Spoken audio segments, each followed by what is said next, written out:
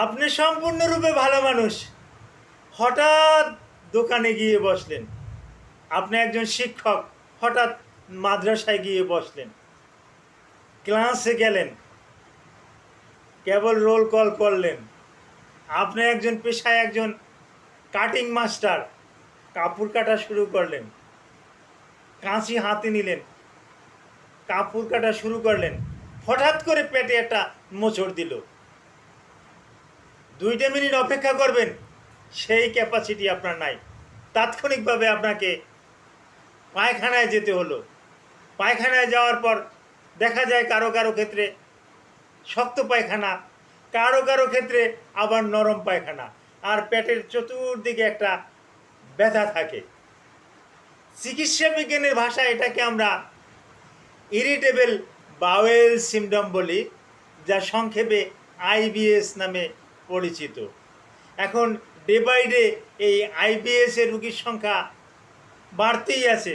প্রতিনিয়তই আমি আমার চেম্বারে প্রতিদিনই কম বেশি আইবিএসের রুগী পেয়ে থাকি। এই আইবিএসটা কেন হয়, এই আইবিএসের কারণ কি, এর চিকিৎসা কি, এ নিয়ে আমি গুরুত্বপূর্ণ কিছু আলোচনা করব। আলোচনাটি মনোযোগ সহকারে শুনুন।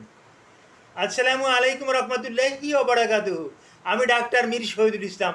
আমার চেম্বার শুভেচ্ছা 255, ঐতিহ্যবাহী শেখ গার্ড সিলেট।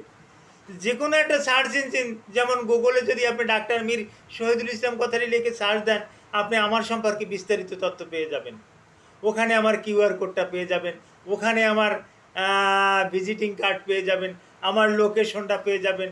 হ্যাঁ, চাই আমার লোকেশনটা ট্র্যাক করে আপনি আমার চেম্বারে বেড়াতে আসেন, আপনার সাথে আমি একত্রে একটু চা খাই, ভালোই তো লাগবে।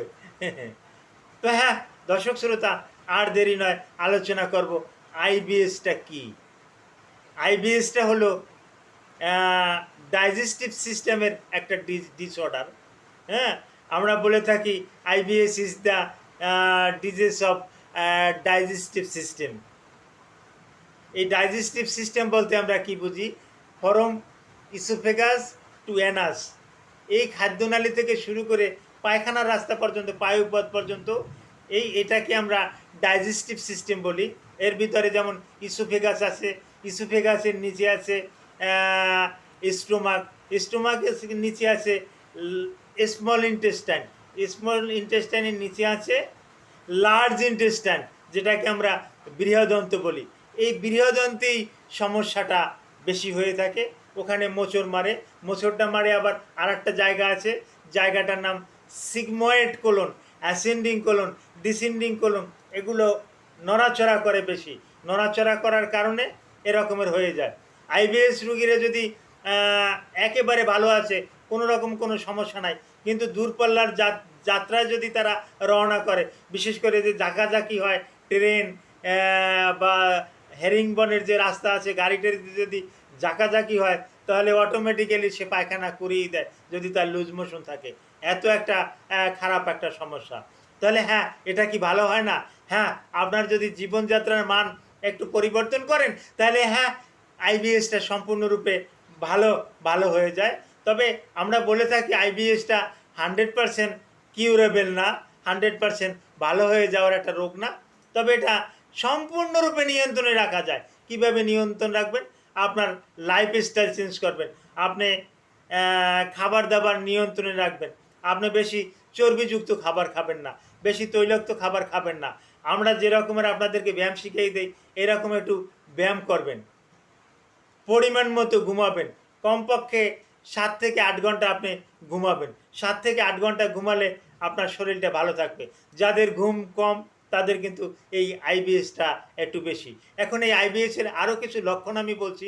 হ্যাঁ, পেটের ভিতরে গুড়গুড় গুড়গুড় এই ডাক দেবে, পেটে ব্যথা করবে, এই বুক জ্বালা পোড়াও কারো কারো খেতে করে, কারো চুকা চুকা ডেকুর আসে। হ্যাঁ, এবং পেটের বাম পাশে একটা ব্যথা থাকে। পায়খানা সাধারণত বেশিরভাগ ক্ষেত্রে একটা দুর্গন্ধযুক্ত পায়খানা বেশিরভাগ হয়ে থাকে। পায়খানাটায় পিচ্ছিল থাকে, অর্থাৎ মিউকাস যাচ্ছে, যাচ্ছে, যার কারণে পায়খানাটা আপনি শৌচ করবেন যখন, তখন পানি দিয়ে, তখন পায়খানাটা কিন্তু আপনি বুঝবেন যে আপনার একটা আমাশা আমাশা ভাব। আর আইবিএসকে কিন্তু আমরা পুরাতন আমাশাও বলে থাকি, হ্যাঁ, এটা বলে থাকি যে ইট ইজ ক্রনিক ডিসেন্টারি, এটা আমরা বলে থাকি পুরাতন আমাশা। তো হ্যাঁ, এর ওষুধ কি, আপনার লাইফস্টাইল চেঞ্জ করাটাই প্রধান ওষুধ। তারপরে হ্যাঁ, আমরা আরও কিছু ওষুধ দিয়ে থাকি, যেমন টিগাসিরড। এই টিগাসিরড একটা ট্যাবলেট আছে, এই টিগাসিরডটা যদি আপনি কন্টিনিউ খেতে পারেন ডাক্তারের অনুমতি নিয়ে, ডাক্তারের অনুমতি ছাড়া এই টিগাসিরড খাওয়া যাবে না। তারপর সে আর একটা আছে ট্রায়াম বিউটাইল মেরিয়েট, এটা যদি আপনি খেতে পারেন ভালো থাকবে। তারপর আইবিএসের আর একটা ওষুধ আছে লোপ্যারামাইড হাইড্রোক্লোরাইড। এই লোপ্যারামাইড হাইড্রোক্লোরাইড যদি আপনি খেতে পারেন আইবিএসটা নিয়ন্ত্রণ থাকবে। আইবিএসের আর একটা ঔষধ বেশিরভাগই এখন চলে মেভারামিন হাইড্রোক্লোরাইড। এই মেভারামিন হাইড্রোক্লোরাইড এটা সাস্টেন রিলিজে পাওয়া যায়, আবার 175 mg পাওয়া যায়, 65 mg পাওয়া যায়, আবার 100 mg পাওয়া যায়, বিভিন্ন স্ট্রেন্থে পাওয়া যায়। তবে সাস্টেন রিলিজ 200 mg যেটা পাওয়া যায় এটাই আমরা বেশি প্রাধান্য দিই, এটা ভালো একটা রেসপন্স পাওয়া যায়। এই সমস্ত ওষুধগুলো যদি আপনি নিয়মিত খান, ডাক্তারের সাথে যদি নিয়মিত যোগাযোগ রাখেন, আইবিএস, হ্যাঁ, it is no factor, it is curable. আর রুগীদেরকে আরও কিছু শিখিয়ে দেয়। তো আইবিএস সম্পর্কে আপনার আরও কিছু যদি জানার ইচ্ছে থাকে, এই আইবিএস সম্পর্কে জানার ইচ্ছে থাকলে এই ভিডিওর কমেন্ট বক্সে আপনি কমেন্ট করুন, আমাকে ফোন করুন, আমি আপনাকে আইবিএসের উপরে আরও গুরুত্বপূর্ণ তথ্য আমি আপনাকে দেব।